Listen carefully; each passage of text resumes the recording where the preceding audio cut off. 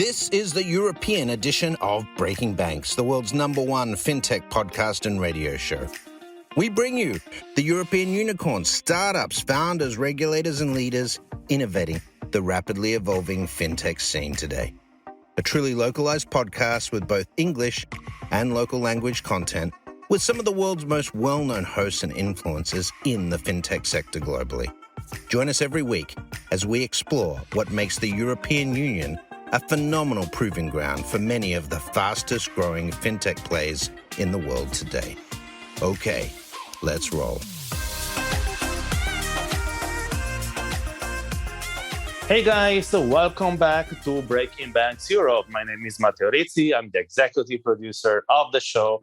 Today is show 140.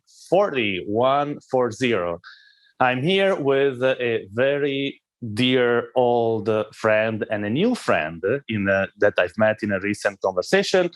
Today, we talk about a delicate and a very modern topic, which is company culture in general, but also with some concrete cases, hopefully.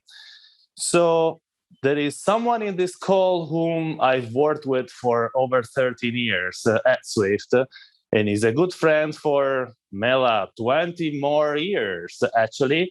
I actually thought you were at Breaking Banks already a few times, but it must be in one of the innumerous conversations you and I organized together. Mariela Atanassova, my dear friend, welcome to Breaking Banks Europe. Please introduce yourself in a couple of minutes. Thank you, Matt. And it's an absolute pleasure. And as I said, shame on you that you didn't invite me before. This kind of conversations are always fantastic. Very quickly about myself, as Matteo said, we did work together at Swift a long time ago. We did attempt culture change there as well. Some bit successful, some not so. As innovators and as rebels in the organization. I am a professional facilitator, and as a facilitator, a lot of the things I do is try to change how people work together, and that inevitably puts me sometimes in positions where culture becomes a challenge. So I'll leave it at that and leave some space as well for Betty. Thank you, madam. And Betty Encinales, you and I sort of crossed each other as often, happens through LinkedIn and social media. And then I got more and more interested in your work. Then you and I had a conversation. And after the conversation, I said, this is like gas material for Breaking Banks. And here you are. Betty, welcome to Breaking Banks Europe. Thank you very much, Matteo, for having me this morning. Very excited to talk about culture, a topic that I have been through difficulties and love and through my own personal journey. I am a talent acquisition specialist, a recruiter, headhunter, working investment banking for over 7 years and have worked in financial services for over 15 years. Retaining talent, attracting talent, and really trying to create good cultures and combining good people to good places to work. So this is what I love, and this is just a brief of me. Great. So actually, let's start a little bit from the basics, okay? So I would like to know, and starting with Mela, since when installing a good culture in a company sounds like common sense, right now, and it should be common sense since the inception of business, right? But that might not be the case, and it doesn't seem like talking about culture in a company or culture associated to business is something that is super old in terms of an argument or a topic that we talk about. So since when, why, and what is inside this big, this culture with the big C sort of domain? Mela. So I guess, culture has always been part of making a business. It's just we didn't call it that way. So everybody who has started a business always has thought about, what do I want my business to be like? And that's basically the beginnings of defining a culture. What has made the topic a little bit more prominent, probably in recent years, and recent is the last 10 years probably, is the fact that most of our organizations are going through some sort of transition that requires a change of what we may have considered is the way we wanted our businesses to be and the way they need to be. So there's a friction that has made this conversation a little bit more prominent. And what you're seeing, not so much that culture has become a topic, but the purposeful design of social things in other systems has become more understood as an important element. And I would say, actually, it's still very early ages in business. And I don't think many organizations really understand how important it is to be purposeful about it, to really think about how and what kind of culture do they design and for what reason. It still kind of happens. And then there comes a moment when it doesn't quite work and you have to change it. So I think culture change probably is more of a topic than culture itself nowadays. Yeah, I completely agree with you, Mela. I think that is in the last 10 years probably is where we start hearing about what's culture and why it's so important. And the reason probably behind is because we're changing, the generation change.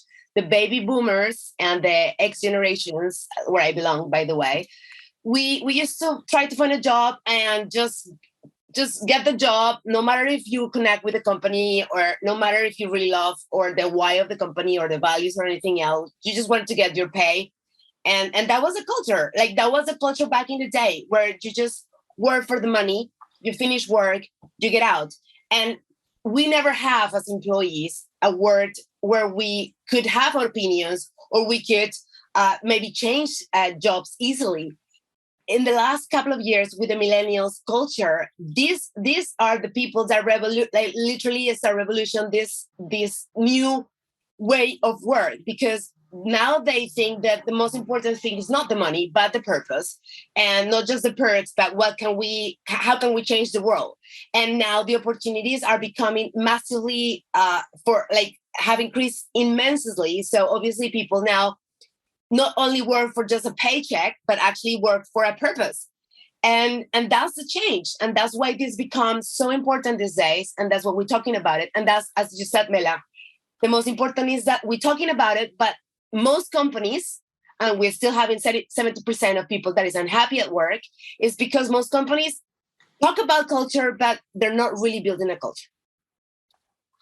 How do you actually, this is a question that, we didn't talk before, but it was triggered by something that Mela and Betty just said. How do you figure out that there is a problem in a company? Because one typically is when you have a mix of all the new culture or all the new type of employees, or when you were talking, Betty, I am the oldest in this course, so I can talk like the old guy talking about all times. And it is true that especially in Italy, in some of the more traditional working environments, there was this culture of the safe place. It was called the posto sicuro, So nobody would have wanted to live it. Actually, working in a public administration or at the bank, in my Italian culture, when I came out from university, was a thing. It was an aspiration. So the parents of people of my generation would have been proud of seeing someone like me coming out from a university and having a place that was safely paid for the rest of my life. And there are still a lot, I'm like 52 and something. So in theory, if I was an employee, I still had a good 15 to 20 years in front of me of work.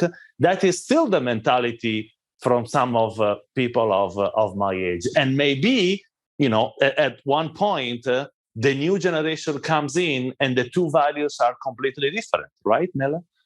Yeah, actually, funnily enough, I'm working at the moment with countries of the ex-Eastern Bloc. And for them, unfortunately, the model is still what you're saying. So a good job is public administration. A good job is a bank. A good job is a job which has security. So it's not only a generational thing. But coming to your question, of what's the problem? There are two mainly. One is a friction that exists between the culture and the business. So some cultures are no longer conducive for the kind of business you're trying to do. And second one is a friction between the people and the culture. And so when the people in the system have expectations that are not aligned with what the culture is, then that creates another problem. Dissatisfaction, there's so much people that are disconnected from their work, that go and show up but don't really belong. So these are, for me, the two that are really the problems, if you say, of where culture is engaged. Betty, how this reflects in the conversations that you're having, every day with people that you're recruiting? What a great question. Well, actually, it reflects on people leaving, on people being unhappy, on people getting sick, being depressed, being anxious, and people talking bad about the company and giving a really bad reputation. But I think the number one thing that I definitely see is that people wanted to really find another job because they're really not connecting with the vision of the company, with the culture, with the values, the why, the purpose. But especially, I think that people don't feel in value.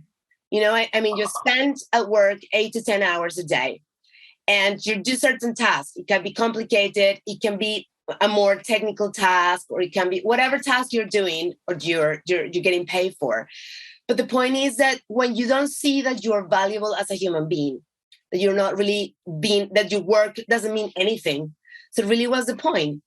So the reflection, to answer your question, is all those things that I just say. It's like when you're sick and you start seeing that you're having this cough and your nose is running. It's the same with work. When you start seeing teams completely, people leaving, people staying 1 month, 2 months, and they're just, and when you ask these questions, when you're trying to recruit other people, sometimes they're even willing to compromise in the money. They're willing to go down to lower salaries, but what they're really looking for is to be happier because they understand the value of working and connecting with the company culture long run, because it's what they make them, the mental health better and their energy levels better and their happy life, on the long run. So that's kind of what I see when I'm recruiting people.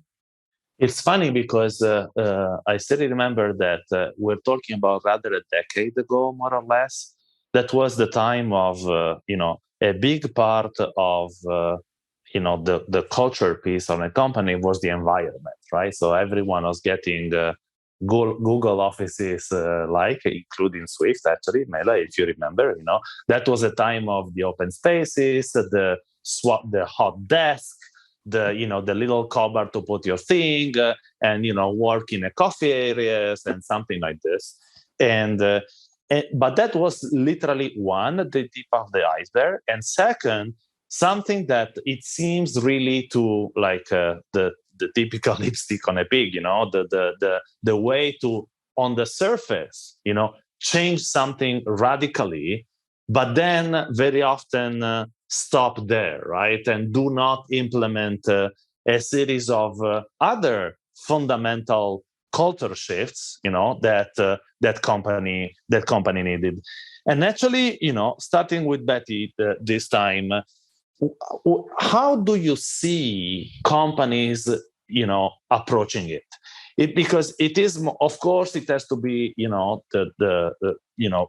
something that the executive of the company, the manager of the company wants it, of course, but also something that seems to coming like bottom up, right? So you need to trigger, the willingness of your employees to even care about the culture of the company. So how do you see this? How do the companies, go about it simply? Well, I think a lot of companies don't have a clue of what is culture. I really do. And that's the reason why there's a lot of people also changing jobs constantly. I think, first of all, companies need to have, company culture doesn't mean perks or bonuses or fan days at the park altogether, or wearing this like caps, or, that's not company culture. That's part of like having fun with the employees and all of it. But I think what it needs to be really created, it's that culture that has very clear values, very clear vision, and where they also have a very clear mission on what they want to do and the people they want to attract, that is compatible and is aligned and sync with the company culture. So that's very important. But how this should be, it should be part of all of us.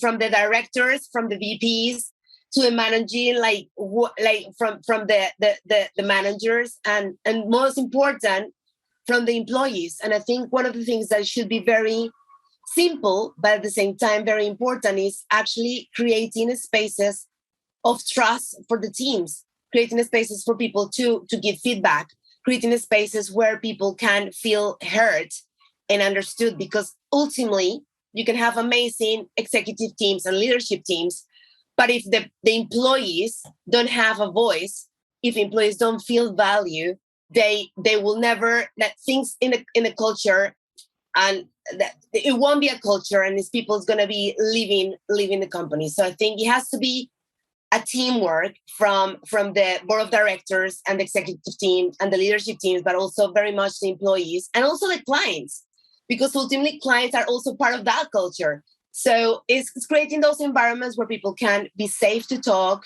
safe to give feedback, and keep learning and constructing it all together as well. Because we all build in a culture with the clients, the employees, and the leadership team. To add a couple of maybe kind of specific examples, since you said you wanted those awesome cases. It's interesting to see how, for example, startups are going about that challenge, because unlike established businesses, you have there somebody who has created that. It's their baby, and they want to make sure that baby has a particular behavior, particular character. So often startups are very good at setting at least having that conversation up front and setting some guiding principles as to how they want to be, not just what business they want to run. And so one example is Valve, for example, the gaming company, which has set a number of rules for themselves, saying, we want to be this kind of company where people have a choice of where they work, what projects they work on. But then they went and they created their manifesto, which is a fantastic document to read to start with, but also, literally symbols in all of their environment about how they want people to be. And that means, every single piece of furniture in the office has wheels. Nobody has any assigned job or team or reporting lines. So every morning when you go there, you can literally wheel yourself wherever you want and work on whatever project you want. And that's described in their manifesto. And so you do have a kind of a top-down approach from that point of view. But they also make sure that when they hire people, they make this explicit. So people who opt to work there know what they're signing up for. So you have this sort of alignment of the top down. So the principles that are set, the direction that is made, the space that is created, but everybody else that decides to go there. And then the other approach, which is interesting to see, is organizations that want to change how they are, but go about it the bottom-up way, meaning that they look and observe teams in their space of work, and they pick the ones that already exhibit the behavior they want. And they just reinforce that. So literally, find the bright spots that already are in the company that are there. And today, maybe they are exceptions. They are the weirdos. They are the guys that don't do stuff like everybody else. And you just shine the light on them and somehow make it more interesting to behave like them. So promote that behavior.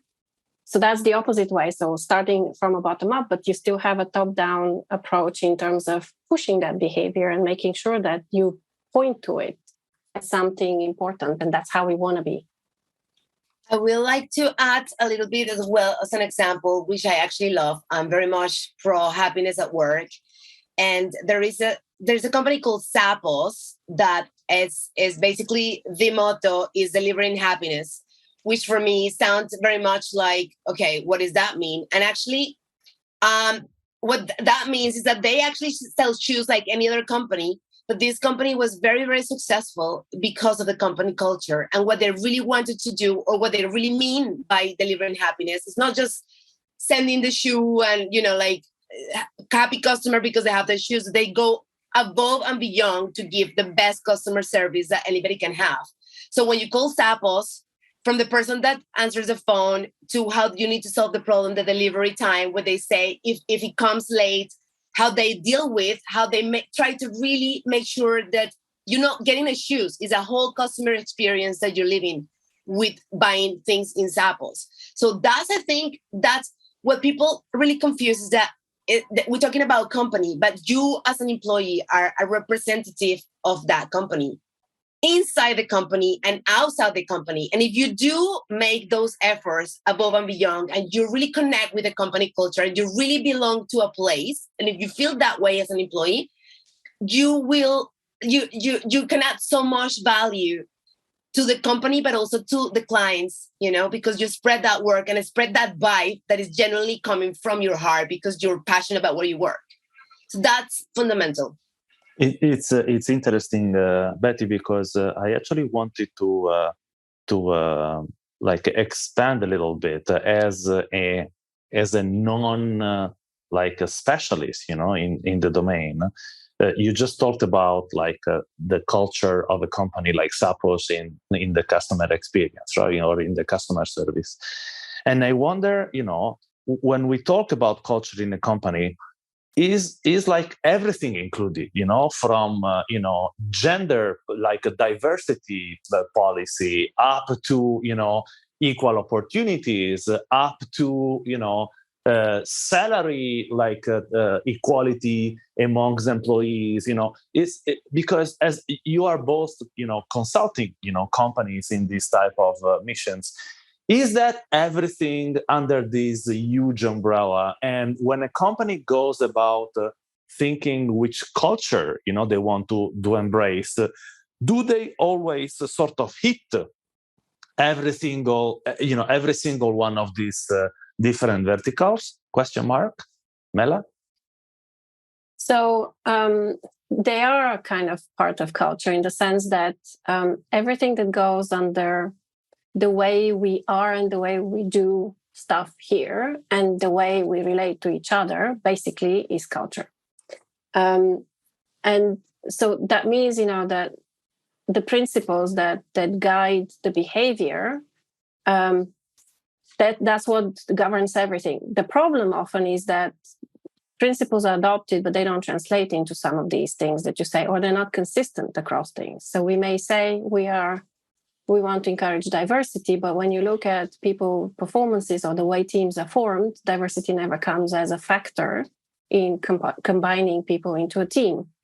So there, you have an example of a non-existent really culture. There is an ambition to do something, but it's not the way we do things here.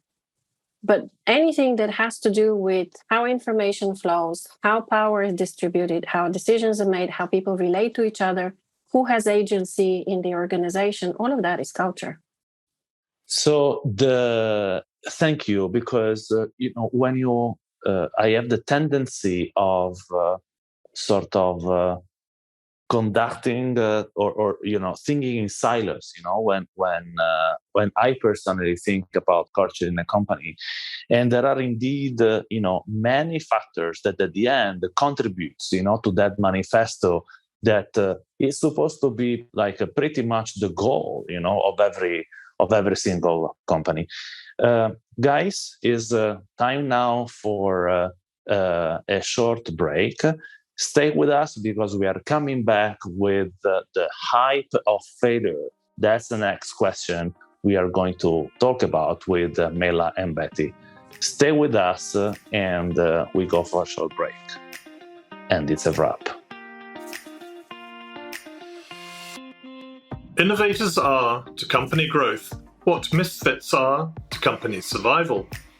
Through his life and professional career at Swift and the InnoTribe Foundation, and helped by several conversations with renowned innovators and leaders across industries, Matteo Rizzi finds predictable patterns to figure out ways to not only recognize these lateral thinkers in your organization, but also to deal with them and to use their peculiar talent to help your business thrive. The tension between incremental innovation and disruptive innovation, between the business as usual and what is coming next, is not something any company should be afraid of. Rebels are there to transform this tension into an opportunity, if you know how to manage it. This and more are covered in his new book, Talents and Rebels, Dealing with Corporate Misfits.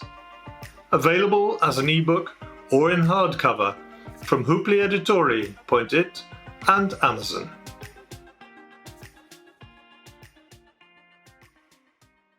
Hey guys, welcome back to Breaking Banks Europe, the culture show with Mela and Betty. Welcome back.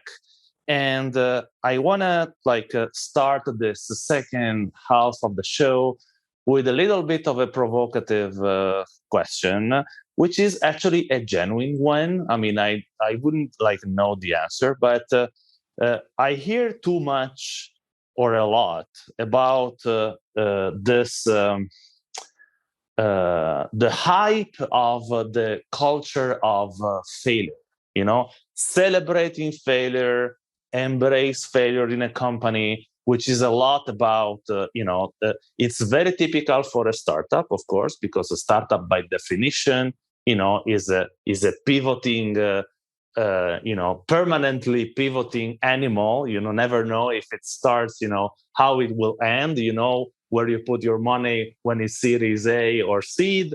You don't know where it, or how they will survive. But there are also these very large organizations who, certainly because there are fancy consultants, nice keynote speakers that talk about failure. But then I heard, some of I unfortunately I couldn't put a name of the person. Let's say, hey, too much failure is not good, because sometimes failure is just a failure, right? So but it is true that there are a lot of companies, not only Swift, by the way, for which failure is not an option, has been, for a long time their motto. And I'm interested, for you to share your experiences and whether this is a hype or if it is really something that company believes in. Betty.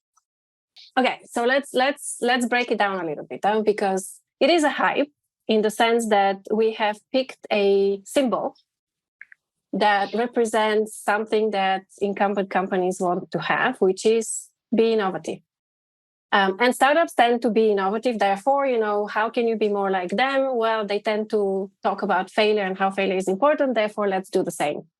So it's a little bit simplifying the thing. What failure is actually really representative of, which is important, is developing a learning culture. So it's not about the failure per se. It's about what you do with it. And that's where we found it's a little bit like the hype with Agile, right? It's not about just shortening the development cycle. It's about being adaptive to what happens in between. And if you're not being adaptive, you aren't really doing it. So same thing with the failure thing. It's about how do you become a culture that genuinely values learning and extracting learning? And by the way, there's tons of startups that do not do that well. So it's not just incumbents. It requires a complete restructuring of an organization to say, well, after every single thing we do, we need to really look at what did we learn from it and what is the value of that learning and how do we not repeat the same failure again? So if you think about it this way, actually companies that have a failure is not an option culture often have quite a lot of processes that encourage that kind of learning because they're doing the same thing. They're just expressing it as a different symbol. So the whole point is really about putting a clear value on how much you learn from something and purposefully trying not just to prove yourself right, but prove yourself wrong, because there's a lot more value in proving yourself wrong quickly than improving yourself, right? And reaffirming yourself all the time. So it's a little bit like, trying to take what scientists do naturally as the scientific process and put this into organizations, because we are living in an environment where there's an extreme importance in this ability to learn continuously, because it's a very uncertain environment. Now, roll a few 100 years back where this level of uncertainty didn't exist, you probably wouldn't be putting such hype on failure, because you didn't need it. You didn't need the same level of adaptability and learning that is built into the organization. My biggest criticism for this sort of things is that we try to simplify something and imitate it without understanding what's really trying to do. It's a good thing that we're trying to move towards more learning culture, but unfortunately, we aren't quite doing that by saying failure is great. I absolutely love your answer, Mela. And I completely, it's hard to kind of don't learn if you don't fail.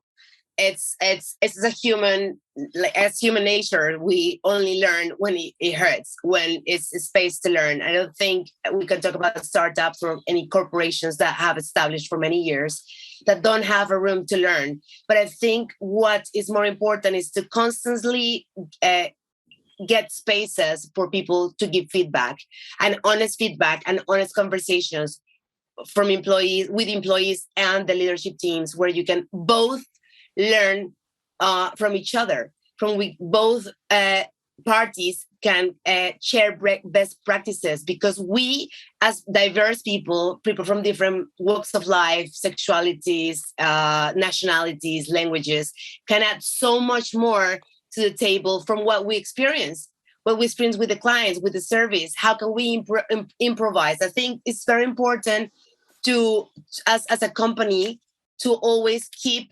not necessarily failing, but not necessarily you have to fail to learn, but actually try new things, open spaces to have those conversations, so you can keep improving, not only necessarily failing, but actually getting better and better and better on creating a better culture and a better space to work. If I can add to this, Betty, because I really love the point you made about the feedback as well. So a way to kind of say, well, the good kind of behavior is, stretch yourself to the point where you know where your limits are. Then you fail, and that's a clear indication you've reached a limit. Once you fail, don't ask the question, who did it? Who's to blame? But ask the question, oh, how interesting. Now, what did we learn from this? So how far should we roll back? Or shall we try again and push it once more? So I think that kind of gives you the difference in the kind of attitude you want actually a company to develop in order to be failing gracefully and with a lot of value in it. Actually, is a great transition to what I wanted to ask to talk about next, which is. Of course, I don't want to know names and or companies or geographies, but so far we talked about. I don't want to say the theory, but what is the result of your own experience. Let's talk now about a couple of concrete cases, that you can think of, both where this.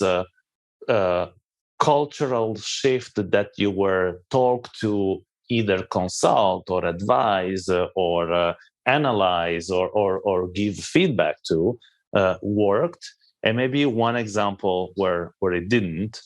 And you know what? I will start because I also have a couple of experiences, in my professional life, and you can probably deduct who I will talk about. But once I tried to apply into my corporate life something that I was doing outside my corporate life, which was from a very static conversation, a monodirectional conversation, where the company had a website to basically showcase whatever they wanted about the products or the initiatives to their clients. So move from this environment into a fully interactive business network sort of website where the clients could join the company in sort of communities, and what used to be a mono-directional dialogue could become a bi-directional dialogue. So people could give feedback, clients could give feedback. I'm talking about almost 20 years ago. So when a social network applied to business was not a thing, where financial institutions back then and insurance companies were not at all confident about letting the customer judge or influence the way they would develop the business. So back then it was literally not only a cultural shock, but also a technological shock, right? So corporates were not used to I'm not even talking about social media. I'm talking about simply interact with content, on a website. And that was a shock that, worked a little bit and then didn't, and it sort of disappeared. And all this, and the reason why it failed is because every cultural initiative has to have the right timing, right? The right entropy, of the system to accept it or not. And sometimes you would implement the right move, but on the wrong timing, and then it wouldn't work. So let's open up this small, nameless Pandora box of experiences and see what worked and what didn't. Mela, you want to give it a shot first? I was thinking of the timing. So there's also, not just the timing problem, but there's some cultures that actually are very happy the way they are. So if you try to inject something foreign into them, it just, they only develop antibodies to it. So that's also that. So some cultural changes simply aren't right for the culture that is there and the people that are there. But I was thinking more of some of the success stories that have more interesting ways of the way they've been done. So, for example, it's a financial institution, quite a big institution with a lot of traditional type of thinking, but a few innovative people on the top and as well in their HR departments. And one of the interesting things they did is they thought actually very carefully about, if you want to change, an 8,000 people or 10,000 people organization, how much of the actual people do you need to change as well? And so they did a little bit of an assessment to figure out to what extent there was a friction between the expectations that people had in their system versus how they wanted to change their system. And they discovered that the majority of the people they had, especially the people who were in power positions, fitted very well with the old culture. They were perfect. They actually were, that was their choice. They really liked it. They had made it the way that it worked for them. There were a few people that were in positions not of power, but spread around the organization, a few, not many, about, maybe 10%, that could be groomed to be put into power positions. So they had the potential. They were just not in the right places in the organization, and they had the right mindset. So they had a mindset that was aligned with the transition they were trying to make. So what they did is they consistently started promoting these people, literally pushing them up in the organization and placing them in positions of power where they started being the leaders that were in charge of recruiting, that were in charge of rewarding, that were in charge of feedback. And of course, these people were making their own practices according to their own expectations. And they were a model to the change they were trying to do. They also started hiring new people explicitly. So literally trying to bring in new blood that was aligned with the new model they wanted to have, to start overwhelming the system with new people. And what they discovered is it doesn't take that much. It takes about 15% of that new type of blood to be present if it is placed in strategic places, to start topple the system. So really to do a domino effect over it and start promoting a new culture. Now, something like this requires extreme orchestration. It requires a lot of thinking. It requires a lot of like social engineering. Sounds casual, but it isn't, and it requires right? a lot of support from the top, because it's a very, very disruptive process to the people who are established and have power. But yeah, this is one of the interesting, socially well-designed changes that I've seen that is quite, amazing. I will give an example that actually I love Simon Sinek, which I'm sure you're familiar with. He is one of the people I really follow. I love following his work and leadership. And he was giving this example, very simple example, but actually it touched my heart, because I think that it doesn't have to be a big corporation, a big name. It can just happen in the small places where you create that culture. I mean, the example I'm giving, it's the Four Seasons. And he actually talks in one of his videos about this example precisely. He was actually traveling in America and he was staying at the Four Seasons Hotel. And this barista was serving his coffee. And he asked him how he was and served the best coffee. And he actually put a lot of love into making that coffee and serve it perfectly well. And that interaction and that making Simon feel that good. And so Simon was very surprised, because he was like, oh my God, this guy is making this coffee for me. And then he asked the question, why makes you feel so upbeat this morning? And the answer of this person who was making the coffee, this barista person, said, because I'm working at the Four Seasons, and in the Four Seasons, we care about our customers. And I love this example because it doesn't necessarily have bigger training programs, but making people value.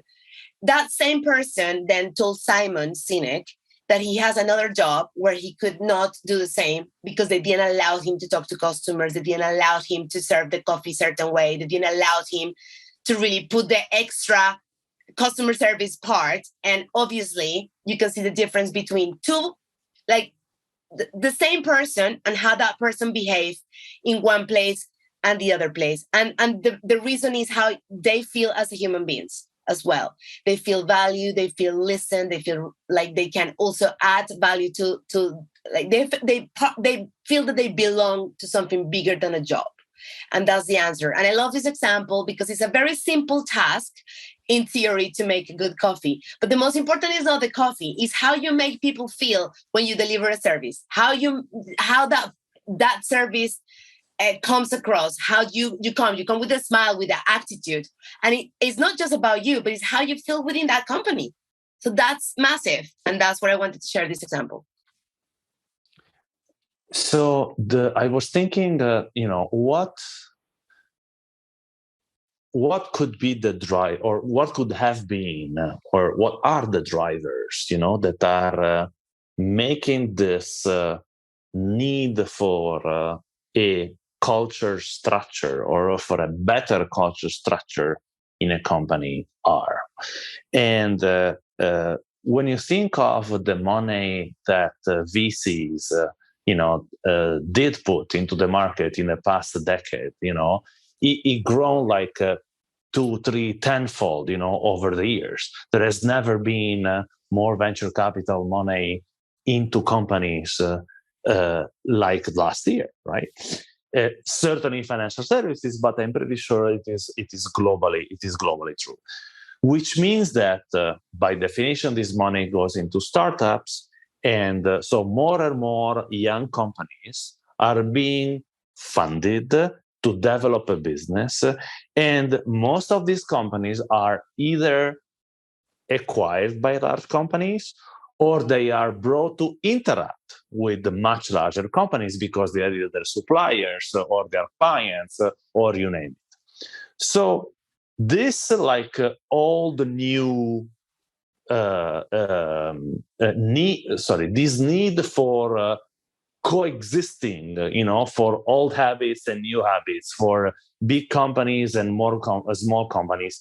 We grown up in financial services, and typically this is where that sort of culture clash was bigger, right? So the bank collaborating with the young payment startups, like 70,000 people versus 20, So this seems like one of the biggest drivers, right, for this need of adapting, the culture.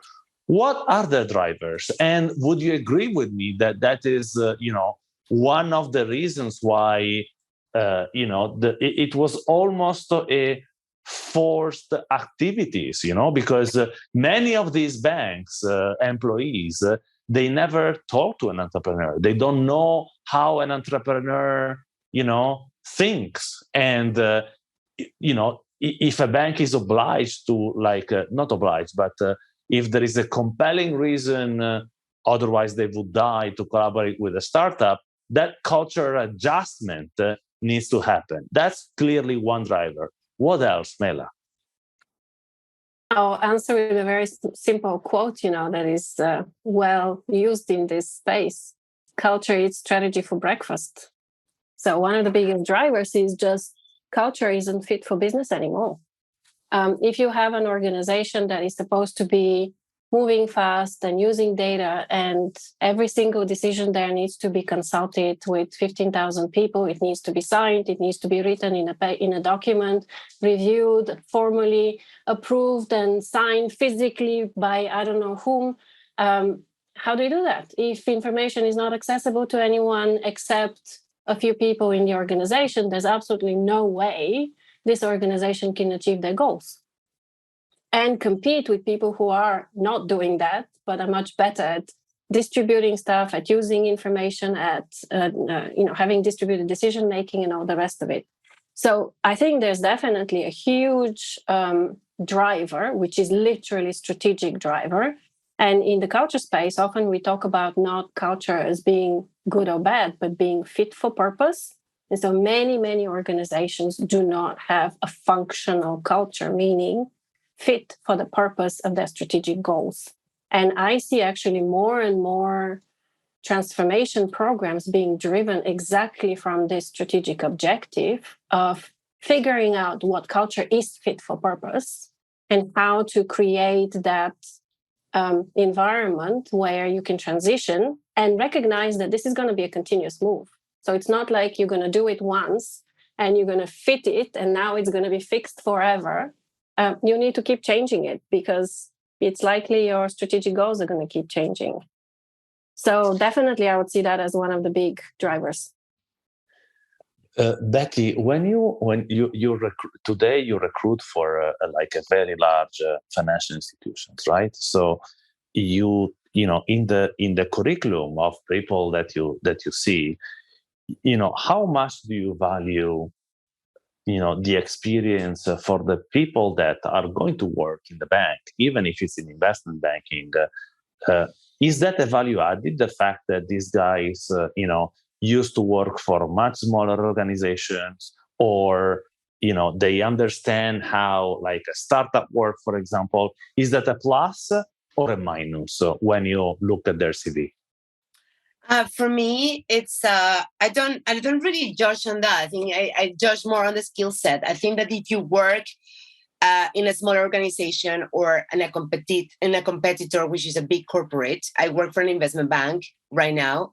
So I think it's more the skill set and what you're looking for. And I think those questions have to be established at the beginning of the conversation when you're trying to attract talent. What is your motivation? You want to be part of this big investment bank, and what is the reason behind? It's not just the money, but actually you know that this is a different type of culture, because as you said, Mela, before, some cultures are established, and if you work for a bank, you probably have to wear certain clothes, and you have to speak certain language, and you probably can come with trainers and hoodies.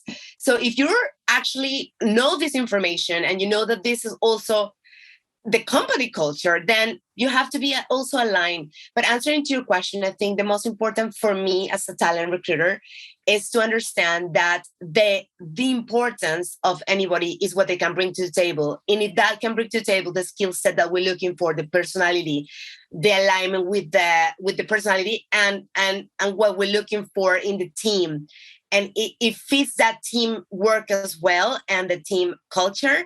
I think that's what I'm looking for, regardless of where they're coming from. Ladies, thank you very much for your insights.